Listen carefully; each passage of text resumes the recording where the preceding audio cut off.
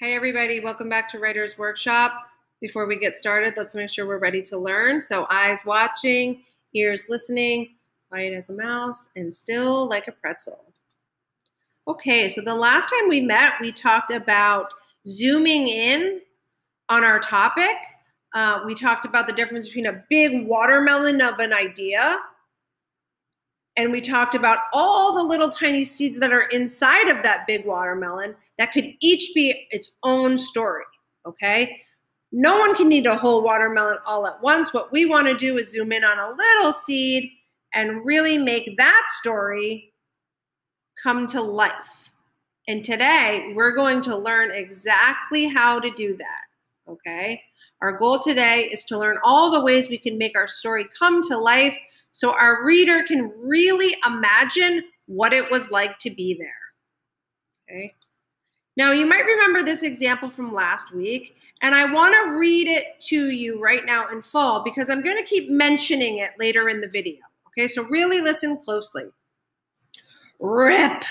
I tore into the wrapping paper faster than a cheetah chasing a gazelle.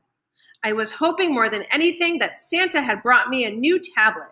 I threw each piece of wrapping paper to the side until I finally saw what was at the bottom of the box. My eyes opened wide. He had brought me the new tablet I had on my list. Yay, I screamed. I felt like the luckiest kid in Manchester. Okay, so I said we're going to talk about all the ways to bring your story to life, and we are. The first way that you can do that is by unfreezing people. So any of the characters that you have in your story, you can unfreeze them. And what I mean by that is you make them move. You move their bodies. Tell what's going on with their eyes and their arms, their legs, even in their stomach. Make their bodies move. You can also move their mouths. Okay, so just like in the opening, you can make your characters say things and talk to each other. Okay, these are making your characters come to life because they're unfrozen. Okay.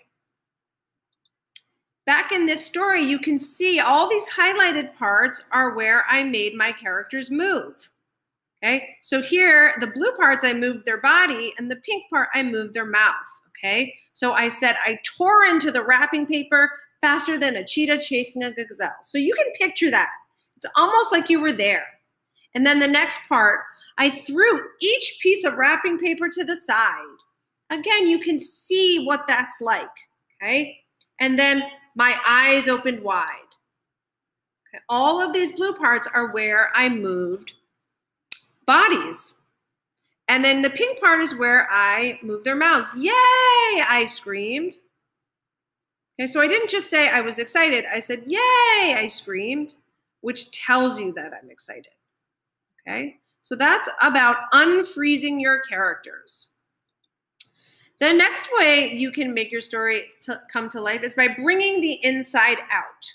Okay, so when I'm moving bodies or when I'm moving mouths, those are things that I can see. Okay, but when you're talking about what's on someone's mind, your character's mind, or what's in your character's heart, those are things we can't see. That's on the inside. Okay. But you can make your story come to life by telling how your characters are thinking and feeling.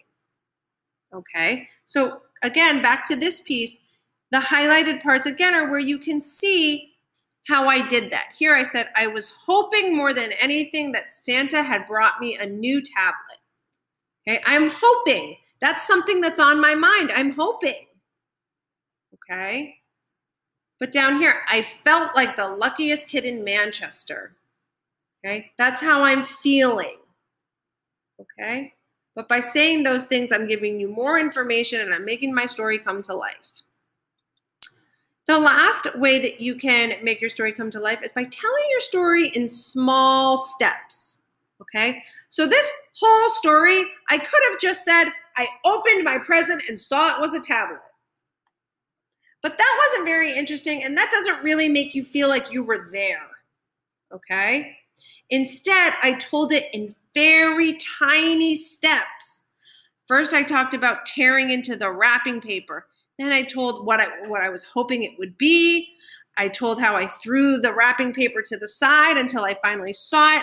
I talked about my eyes opening wide. Then I finally said what was in the box, and then I screamed, and then finally how I felt, okay? So I told my story in very small steps. Okay, so just a quick review. The way you bring your story to life is by unfreezing them, making them move, making them talk, by bringing the inside out, telling what your characters are thinking, telling what your characters are feeling, and then by telling it in tiny, tiny, small steps. Okay, so now it's your turn to make your story come to life. You can make it come to life just like we do. Okay, and remember, you can make your stories come to life by making characters move, talk, think, feel, and by telling your story in very small steps. All right, my friends, happy writing. I will see you next time.